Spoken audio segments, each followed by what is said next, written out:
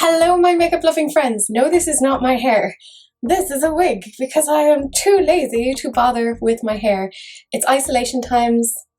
This is just too much easier. If you happen to like it, I will link the wig down in the description box. It wasn't wildly expensive and I don't think it looks awful.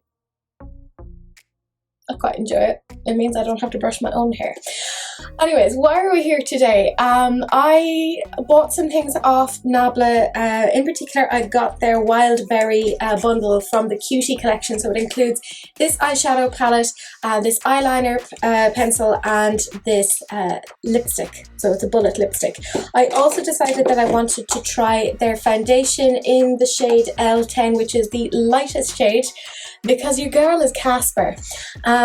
Quick FYI, in this video I did something a little bit different where I decided I would mix it up and I would talk about the collection, but I would also talk about some things that I'm interested in terms of psychology. So I do talk a little bit about the psychology of serial killers with particular focus on Ted Bundy. In fact, I pretty much exclusively talk about Ted Bundy during this. I don't talk about anything graphic, but if you find that could be in any way triggering for you, then I would say put this on mute. Keep watching it because, you know, I'm fabulous, but you know, I don't want you to put yourselves in harm's way. But other than that, I will of course be reviewing these products and letting you know what I think of them. So let's just start off with the Wild Berry palette. This is what it looks like on the inside. Very, very pretty. I will swatch them now. So this is Incense, this is Venom, and this is Bucolic Baby. So those are the first three. I have used all shades on the eyes today, obviously to give it a good idea of how everything performs. And then the last three then are Alchemy 2.0, Blackberry, and Botanic Juice. I think that Alchemy 2.0 might be a particular favourite of mine. It is super, super special. So if you want to see how I have used these particular shades and made this particular eye look, it's super simple because my idea around that was anyone who is buying a 6-pan palette, you're only going to be making so many looks from it. There's only kind of so much versatility you're going to get from that, and that's probably going to be a go-to palette for a lot of people for, say, for instance, work or a glam night out that they don't want to think about it too much, and they are probably not the excessive makeup buyers that the rest of us are.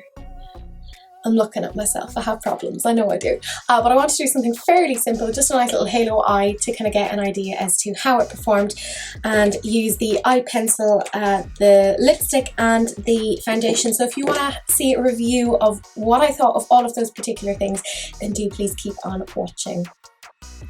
So I figure I want to do something fairly simple with this palette because it is just a 6-pan palette, and when people are using things like this, they are probably using it to execute a fairly simple look. Not everyone who buys makeup is as obsessive about it as people like me, and if you're watching that, you may be people like me. In which case, it's okay, I feel you, boo. I am taking this Morphe Jeffree Star, the JS6, and what I'm going to do is I'm going to go into the shade Blackberry, and I'm just going to map out a little bit of a shape with the eye.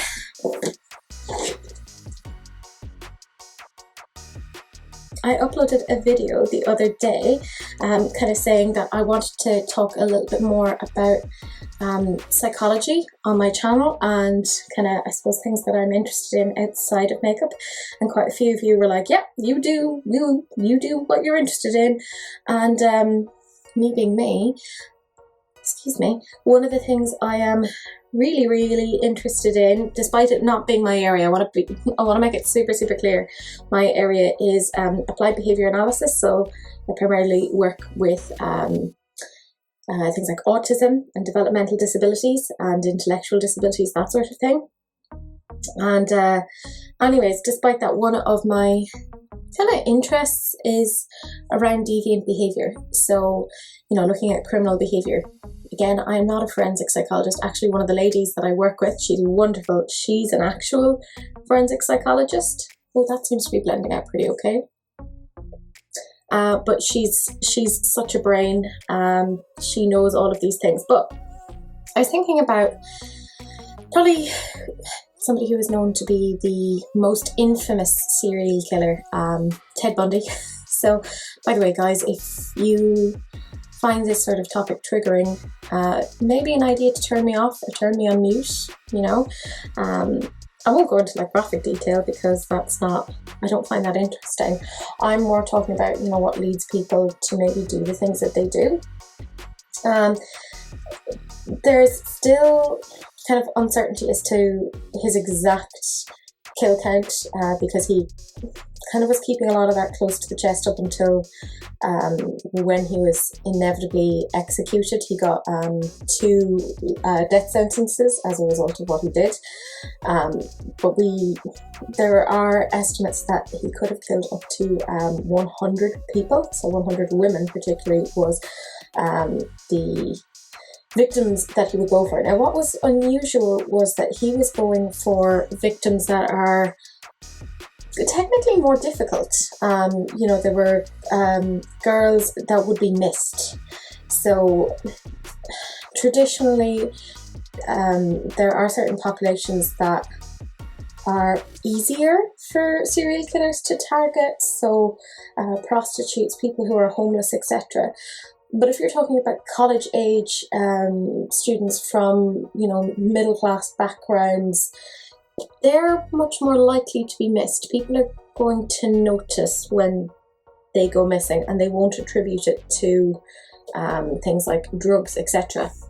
So it's quite unusual that he was going for that. Taking the same brush again, by the way, and I am going into Botanic Juice, which is a sort of a red. I know this is a strange video, isn't it? But it was really unusual that he went for that particular profile. And just looking at his case, ooh, that's pretty. Just looking at his case, it seems to be that a certain amount of that comes from, I don't want to say mommy issues, but like there was a definite thing around there with his parents. He was born out of wedlock, which obviously isn't a major issue. Hello, I am somebody who was born out of wedlock, I was adopted, etc. No biggie. But where there is a bit of a twist is that he was brought up by his grandparents believing that his mother was his sister. And he found that out later, I believe in his 20s, which seemed to coincide with when he kind of, I don't want to say lost the plot, but when his killing really started to emerge. Now, that's not saying that, you know, this familial relationship is the thing that caused these particular things. There are plenty of people who have atypical family relationships and they don't go and do these things. But it seems with Ted, there was a very particular, I want to say like perfect storm, which just kind of led him to be that way. We also know that there's some indication that there was a somewhat turbulent relationship in that household between him and his, well, the people he viewed as his parents, but in reality his grandparents. That blends quite nicely. So we know that if you grow up in a more violent, turbulent household, you're more likely to kind of emulate those particular behaviours. I'm using the same brush again and I'm going back into Blackberry.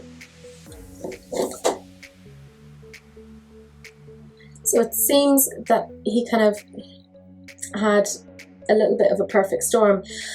And then he went off to college and he already had a little bit of an inferiority complex around his background socioeconomically and kind of the opportunities that he had been given. So he got together with a woman, can't remember her name, but she would have been upper class, and eventually, you know, he was quite smitten with her, but eventually she broke it off, citing that he wasn't ambitious enough. So this seemed to kind of trigger almost something in him around that feeling of inferiority. Now, if you look at Bundy and look at the way that he presents, he's actually a huge narcissist. There is just major ego in the way that he dealt with himself throughout all of it, all the way from, you know, acting as his own lawyer, goading the sheriff who was in charge of the case, saying, you know, there is evidence out there, you just haven't found it. Like, he was very, very cocky and very egotistical, thinking that he was kind of the smartest person in the room. So to have somebody basically disconfirm this would have been hugely shattering to the ego. Again, now we can't say that that is the cause of him doing these particular things. Everyone has had relationships where somebody has said something that's quite upsetting, but they don't go and commit atrocities, strangely enough. I'm going back in with Blackberry again just because I want to kind of deepen that a little bit more. But if you look at her,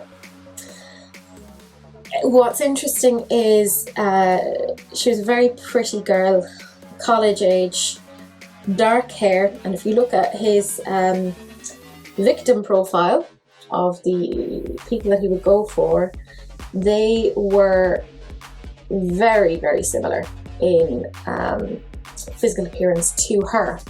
But she was also quite similar to his mother.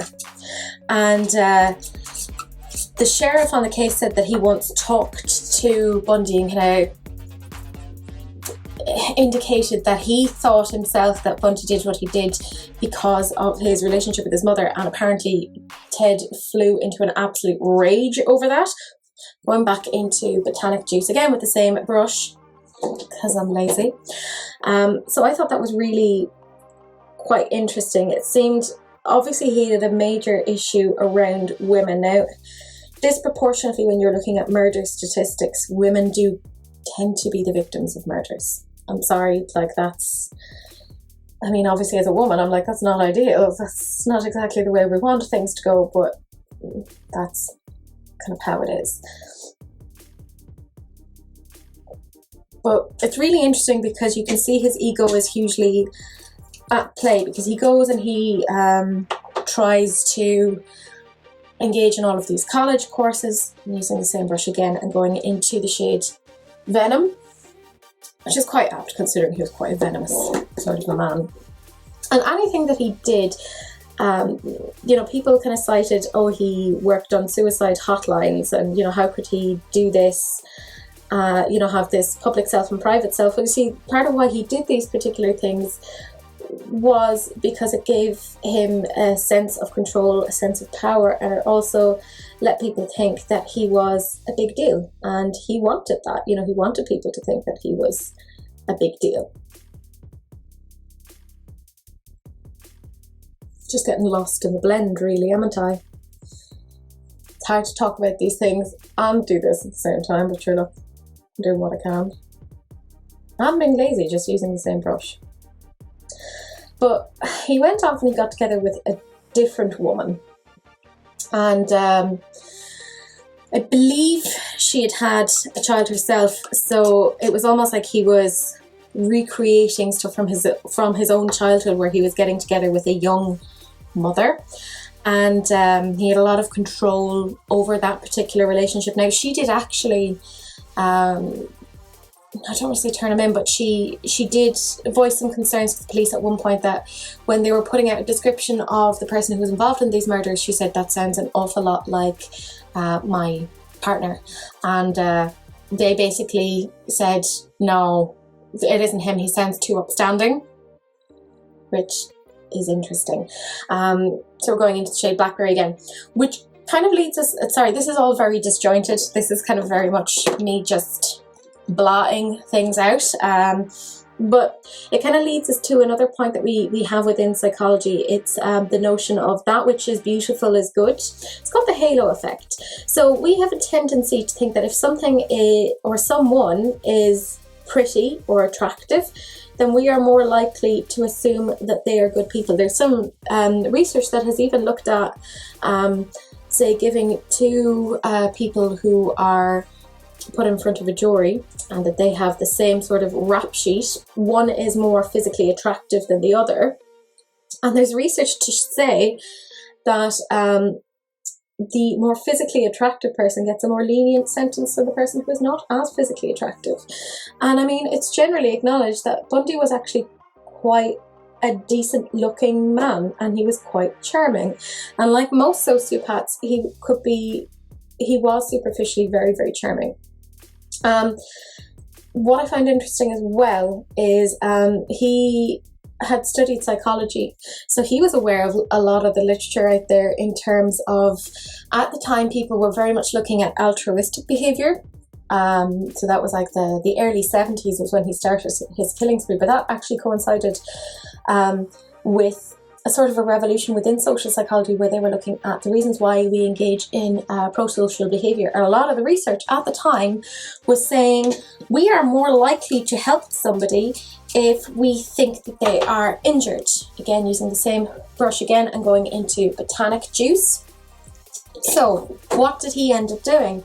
Well, using that particular piece of knowledge, he actually ended up portraying himself as being somebody who needed help, because he would stand with his arm in a sling and ask women for help with bringing his groceries to his car. So his knowledge, even of psychology, really impacted his victimology, because we also knew back then that women were more likely to help, but it also happened to be his kind of, he wanted to go for women like that. But what was interesting, I mean, there's so many things to him. He got together with this woman, I want to call her Elizabeth, can't really remember all of the details on that. But he got together with her and eventually got back together with the first woman who he had wanted. I think he was engaged with her briefly, but she broke it off with him because she said that he wasn't ambitious enough.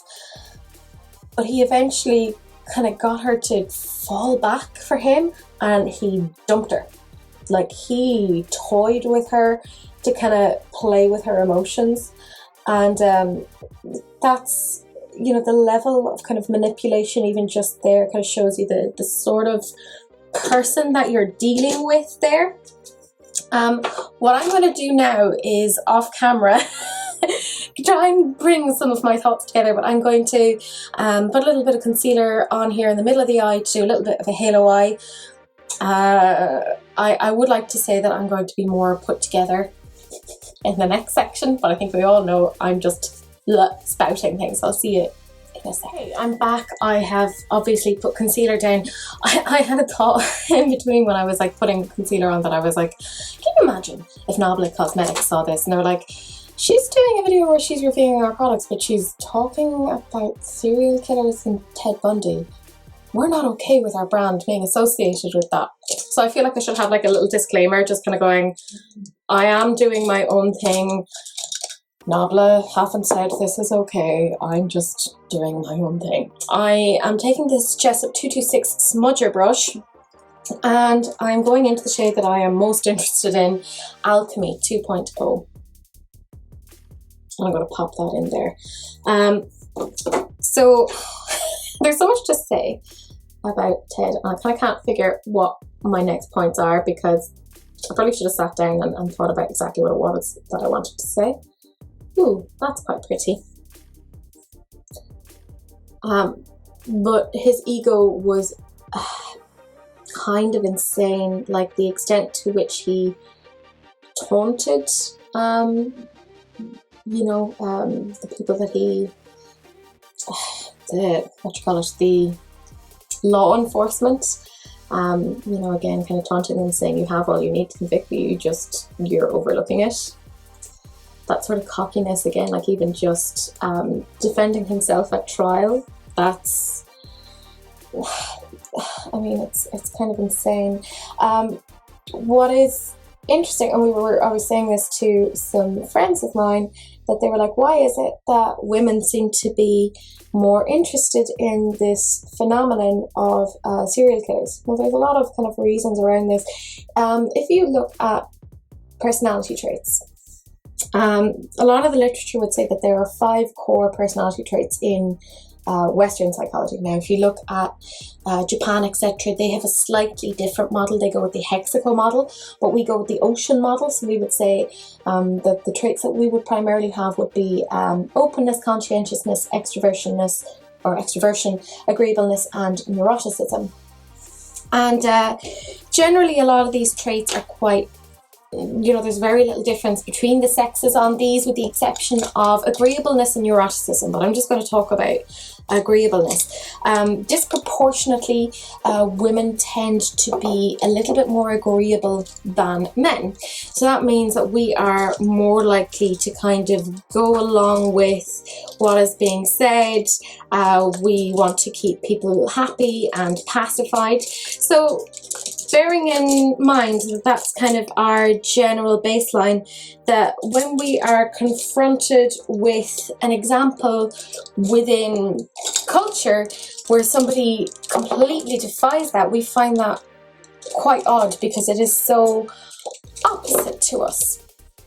I'm just taking this Sigma Blending E36 brush and just kind of gonna blend along here.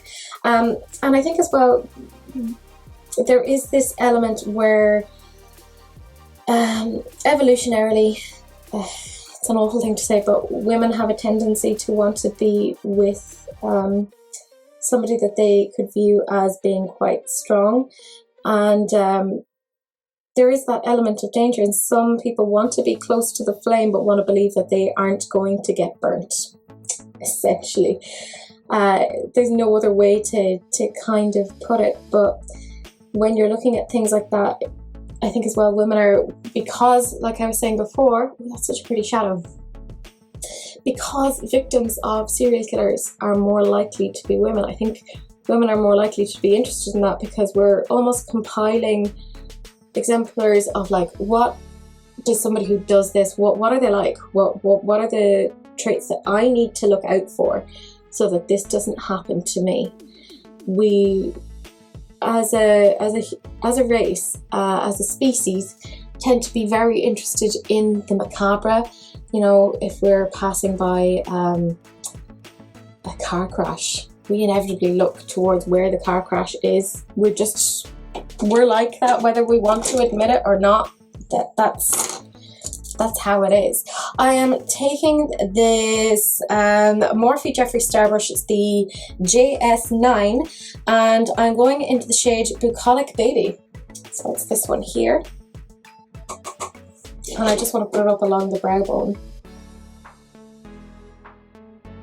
just to give a little bit of shim. I really like this. Super simple.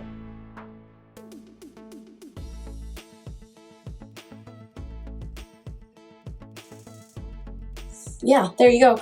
That is essentially most of the eye done. I obviously have an eyeliner and a lipstick and a foundation to do. So what I'm going to do is I'm going to clean up, not that there's a lot of fallout, but I'll put on lashes, etc. And then we'll come back and we'll try the foundation together, and I'll continue on my weird rambling talk, which hopefully isn't too odd for you guys. So I'll see you in a little bit. I have primed my face, which I know I'm not sure as to how important, a step that actually is, but there you go. The next thing I generally do is I actually take this Benefit What's Up highlighter and I put it along here because it gives you a little bit of a glow underneath your foundation, because I want to kind of wear things as I would generally wear them out. My skin is being a bit of a at the moment, so I need to kind of cover up bits of redness, spots, so I'm using my Naked Skin Colour Correcting Fluid in the shade Green, obviously. It's near its end. It's part of my project pan. It's definitely getting used these days. So I'm just going to pop those in the appropriate spaces. That'll do. And of course I have the foundation here. Now I got it. This is the 30ml one and it looks so tiny. Like, look at that. It's very, very small. But I got it in the lightest shade possible because I am Casper. That is my life. I have my Real Technique sponge. It is wet. Ooh, still dropped a few drops out of it, so probably a little bit too wet. Oh well, that's my life. I will I like to, words are hard. I go through periods of time where I like to apply my makeup or my foundation via either a brush or a sponge. At the moment it's sponges, so that's what I'm going to use. If I was a very good YouTuber, I'd do one half of the face with brush and one half with sponge, but I'm not a good YouTuber. I am crap. But there you go. I've taken a little bit and we're just going to try that.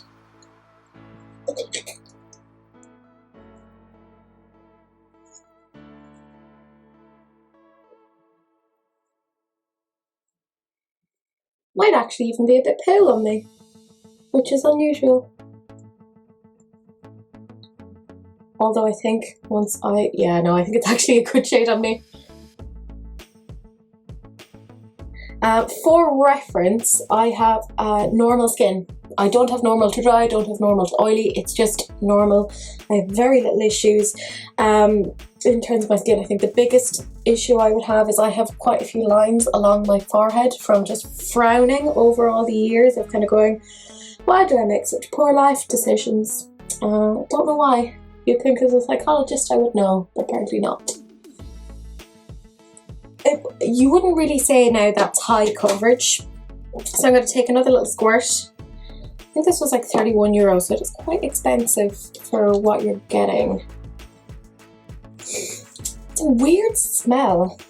I don't know how I feel about that.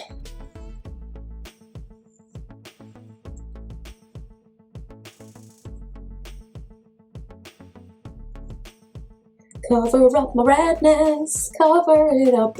I'm not even that red, it's just I have such pink undertones. And you're probably like, Tracy, you're talking about Ted Bundy. Do you want to return to talking to that? Why, yes. Yes, I do. One of the interesting things about Ted Bundy is I think when we think of serial killers, we have a very particular image of what they are like in mind. This comes back to what I was saying about the halo effect of like what is beautiful is good. In addition to him being quite a good looking man, he was also incredibly intelligent, which is part of why he had such a long killing spree. We're still not sure as to just how many people he did kill. The average IQ is 100 and his was higher than that. If we're looking at the likes of Ed Gein was over 140, which is probably why he got away with his crimes for as long as he did. I'll probably talk about him as well at some point, or not Ed Gein, Edmund Kemper.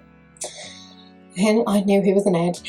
I don't know if you guys would like me to talk about that in another thing, if you would like me to do like a, like a weekly serial killer chat and talking about why they may have done what they have done. In terms of why Ted Bundy may have done what he did, a lot of psychologists have said one of the issues with him being put onto death row and being given that death sentence was we will never really know why he did what he did.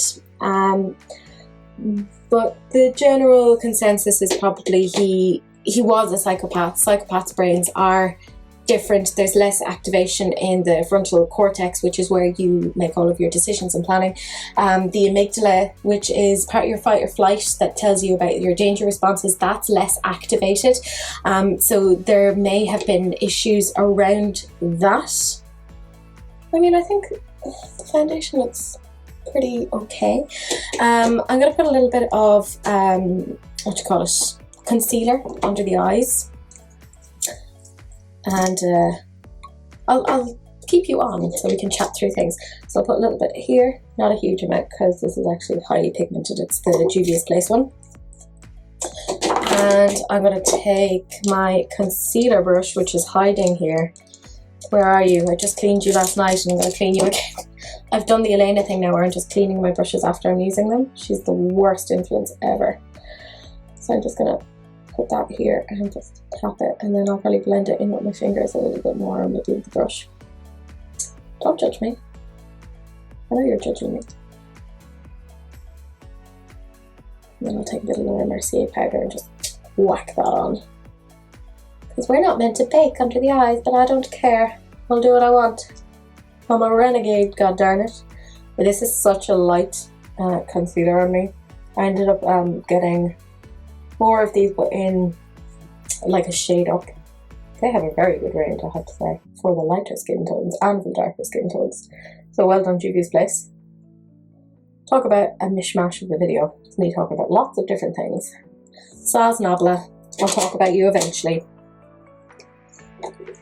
Just getting my Laura Mercier powder, and I'm just going to show it onto the tip of the sponge. So there's no real evidence, even in terms of Ted Bundy when he was younger, was he engaging in any of these kind of precursor behaviours that we would see with serial killers. You know, like there was no indication as to whether or not he tortured animals. There was no indication that he was engaging in arson.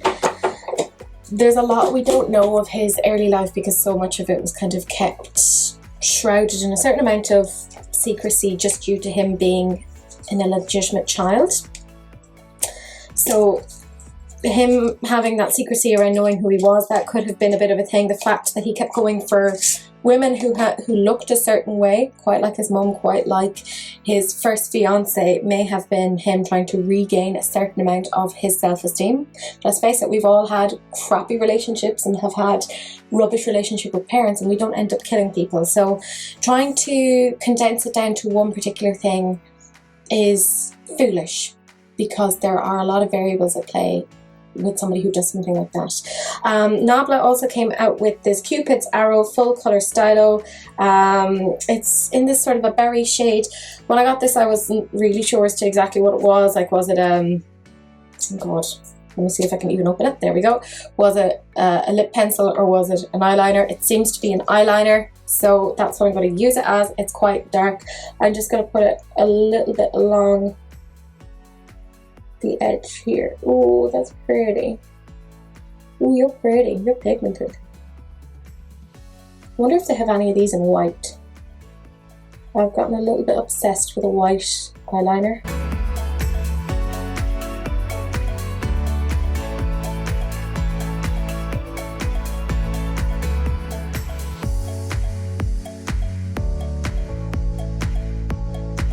There, that'll do.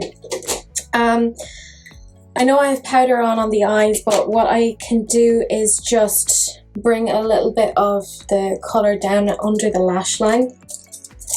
So I have this Jeffree Star Morphe brush. It is the JS13, and I'm going to go into the shade Blackberry. Are you really that surprised? That seems to be a shade I was really going for with this particular palette. And I'm just going to pop it there and bring it down to here. Not all the way down, but just a little way.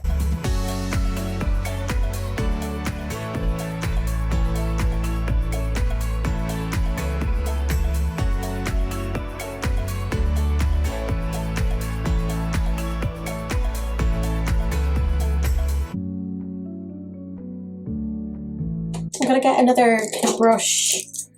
Maybe something that's a little bit floofier, I believe is the correct term, but I don't want it super floofy. Again, such technical terms. I'm using the JS12. Apparently I'm very big into Morphe and Jeffree Star today, and I'm going into Botanic Juice, which the two of them together are just too sickening.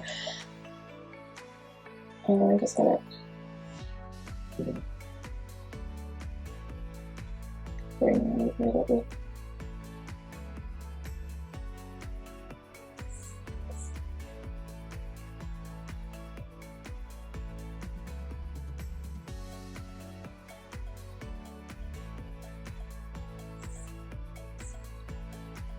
Do you enjoy me poking my eye? I hope you do. Apparently taking the lashes with me. Well done. Sure, whatever. Who's seeing me these days, huh?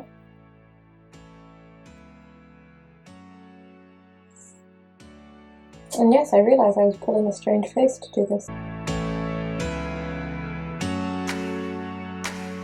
I kind of want to take this JS13 and go into incense. the only shade I think I haven't used yet.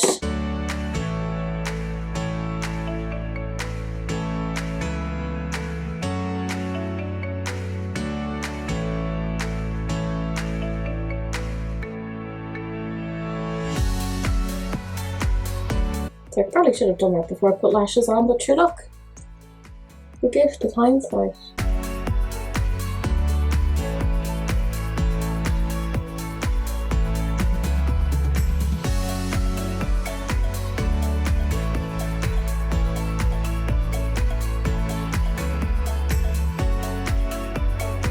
Might see about getting my little blendy brush, the little scrawny one, the E36, and just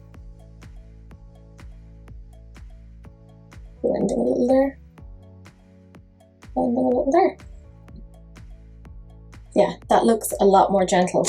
I'm going to finish off the rest of my face. We are done with our weird serial killer talk. I'm very sorry, that was super strange. But we will be back in a little bit. And hopefully nobody's wildly traumatized. I'm back. I've done the rest of my makeup. The eyes are finished. I will zoom you in now so you can see what that looks like. So these are the eyes completed. It's a very simple halo eye, nothing wildly unique or whatever about that. I do like the mixture of the reds with the purples. And I do think the shade that is on the halo is really, really pretty. Amethyst 2.0. I think that's quite nice. Sorry for if there's indentations. We can also kind of get an idea of what the skin is looking like in terms of the foundation. I would say it's a very light to medium coverage. You can see it definitely isn't like concealing spots, but I'm okay with kind of spots coming through. I don't really mind because I don't get them that often, but if you have very like acne damaged skin, this may not be the one for you. I think it's quite expensive for what it is. It doesn't seem to be creasing or settling into any lines, so that's good. You can kind of see it there as to how it's looking. Of course, we still have the lipstick to try. It is the Nabla Glam Touch Luminous Lipstick in the shade Wild Berry. So the packaging is super, super cute. This is what the shade looks like. Let's swatch it on Girl's hand. It's fairly sheer.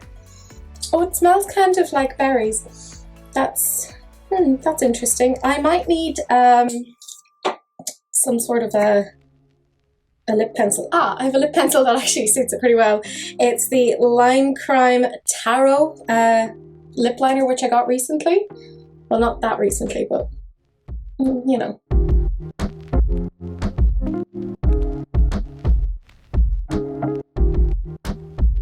You can see that the foundation doesn't cover up all of the redness, and even with a color corrector, it only kind of did so much. Now let's try the lipstick.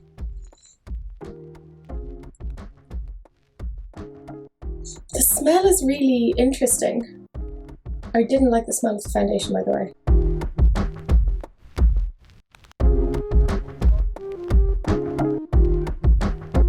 I think that's quite a nice colour. Do I have anything on my teeth? No, I don't. Hurrah! It's occurred. So this is the shade Wild Berry by Nabla. So that's it. The whole look has been put together. I'm going to start, I think, first with the foundation. I would say it's a light to medium coverage. It definitely seems to be a good tone for my skin. So for reference, I use Hourglass Vanish in the shade Alabaster. I use Revolution F0.5 in matte base, and I use It Cosmetics CC Cream in the shade Fair. So if you have any of those, this will probably suit you in terms of your shade, your colouring, etc. So if you're looking at that. Now I think it was €31 for 30 mils. So it's almost like a little over €1 per mil. You don't get a huge amount of product with it. I mean, I don't think there's anything particularly special about this particular foundation. It doesn't cover up any of my redness. What I will say is it doesn't settle into any sort of fine lines, but I as I was saying, I have normal skin. I don't have dry, I don't have oily, I don't have combo. It's just normal. So generally with me, foundations are, you know, they're fine. It didn't really cover up much of my redness. So again, light to medium. So if you want your foundation to be heavy duty, this may not be one for you. I mean, I'm fine with it. I will use this up. It's grand. I don't think it warrants the price. I really don't, particularly considering how little product you actually get. I would be much more comfortable if this was, say, €18 for this. Then I'd be like, yeah, I'm quite happy. So as a result, if I was giving this a mark out of 10, I would give this maybe a 5.5 to a 6 out of 10. It doesn't cover up all of the issues that you might like. The coverage just seemed to be fairly buildable, but then you are going through it like crazy and it's financially not worth it, in my opinion. So in terms of what you're buying and paying for, no, I don't think it's necessarily worth it. Sorry. I did apply it with a sponge because at the moment that is my preferred method of applying. It may be different if you are using a brush. If anyone has this and uses it with a brush, will you let me know? Does it change the application? I just wanted to apply it as I normally would. Next thing is the eyeshadow palette. Oh my gosh, it's so pretty. This shade, Amethyst 2.0. Oh sweet merciful Zeus, it's so pretty. Now I don't normally like small palettes because I find them quite restricting, but I also don't like very large palettes because I get overwhelmed. So my sweet spot is about like a 12 to an 18 pan eyeshadow palette. So this is like a half to a third the size of what my ideal palette is. But the packaging is beautiful. The formulas are so good. Again, purples are so hard to formulate, but they blended really, really beautifully. I thought it came out with a very cohesive look. You can see how all of the colours are paired together. I got this as part of a bundle with all 3 of these, so it was a reduced cost. I did buy this for Rebecca and I got the email saying that it is being dispatched today, so I'm hoping that as I'm filming she might be getting it in the door, and I think she will really, really, really enjoy this. Getting it on sale, I think it is a more appropriate price for what it is, but if you like this colour story and you think you will get wear out of it, if you think that you would like a 6-pan palette, then hells yes. I would have personally liked an extra 3 pans, you know, of some other shades to maybe like blend out, because it's all quite darkish tones, and if there had been some lighter shades like another light matte and maybe a darker metallic in there, that would have been really nice. So as a result, I would give it an 8 out of 10 because there were some things that I would have included that weren't included in that, but that's just me being probably a smidgen pernickety. The eyeliner, I mean, it's an eyeliner. It worked really well. It was creamy. It applied well. I didn't have any issue in terms of getting it to stick to the waterline. Sometimes I have that with some eyeliners. Raise your hands if you've ever had trouble with an eyeliner and trying to get it to stay where it needs to stay. I have, and I don't know why. I liked the colour. Again, I think it's quite expensive for what it is. I don't think it's anything necessarily special, but having it as part of the bundle made an awful lot of sense, so I'm happy with that. I would give it maybe a 9 out of 10 in terms of performance, but in terms of price, I would give it maybe a 6 out of 10. So if we land somewhere in the middle, I would give it a 7.5. I think that's more than fair for this eyeliner. In terms of the bullet, can we talk about the packaging? Like, oh, look at that. So freaking cute. I don't want to take it out of its packaging. When you look at the bullet itself, this is what it looks like. Pretty plain. I wish they had kind of extended the packaging of this onto the actual component itself. I think it would have looked a lot more special if they had done it in that way. The formula is very very comfortable. It's a very sheer sort of a finish, so I would say this is probably something that you need to have a lip liner with. So if you happen to have the lip liner by Line Crime in the shade Taro, that seems to pair pretty darn well with that. I thought this was really nice. Again, I think that the price is a little bit high, but I think it wore quite nicely, and it is quite comfortable. It doesn't seem to be bleeding anywhere, so I would give that an 8 out of 10. But that is it. That is a whole round of reviews. It is essentially a review roundup and a very weird conversation about serial killer Ted Bundy from a psychology point of view. Let me know what you guys think. Are you okay with me talking randomly about things?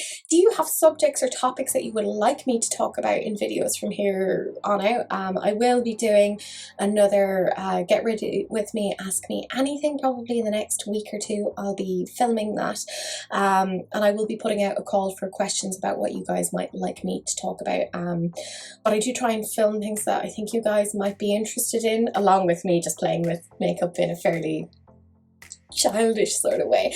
But that is it. Feel free to like, comment and subscribe. When you like or comment and subscribe, it basically lets YouTube know that my videos are worth kind of promoting and suggesting to other people. So that would be great for me. I'd really love that, you know, if you can like, comment, subscribe. Sharing is caring, unless of course it's an STD, you know, so wrap that up please. No gonorrhea, no chlamydia, none of that. It's gross. Although they do sound like fancy Italian girl names. But that's it. I wandered off somewhere completely different mentally. I will see you guys in the next video. Bye.